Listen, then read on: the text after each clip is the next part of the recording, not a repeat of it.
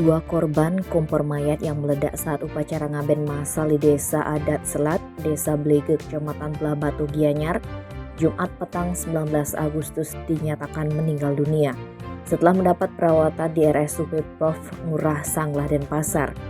Kedua korban meninggal adalah Bagus Oscar Horison Hino, 34 tahun, alamat Pejeng, Kecamatan Tampak Siring, Gianyar, yang merupakan satu dari 3 orang tukang kompor yang menjadi korban, dan IKD Gian Pramana Putra, 15 tahun, alamat Banjar Selat, Desa Blege, Kecamatan Belah Batu, Gianyar.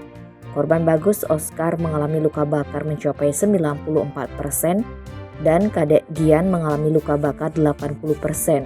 Kasubag Humas RSUP Prof. Ngurah Idewa Ketut Kresna memaparkan, sebelumnya ada 6 orang korban ledakan yang dirujuk ke RSUP Prof. Ngurah setelah sebelumnya dibawa ke RSU Sanjiwani Gianyar. Ke-6 pasien ini kemudian dirawat di ICU Burn Unit untuk menstabilkan kondisinya sebelum dilakukan tindakan lebih lanjut. Sayangnya 2 orang pasien dinyatakan meninggal dunia, penyebabnya karena luka bakar yang dialami cukup serius. Selanjutnya jenazah keduanya langsung dibawa ke rumah duka. Sebelumnya diberitakan peristiwa naas itu terjadi sekitar pukul 18 WITA.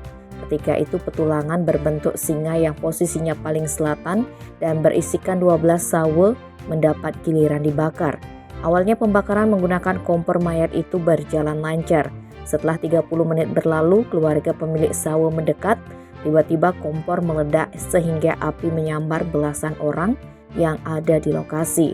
Paling parah dialami 9 orang warga yang terdiri dari 3 orang tukang kompor mayat dan lainnya merupakan warga setempat.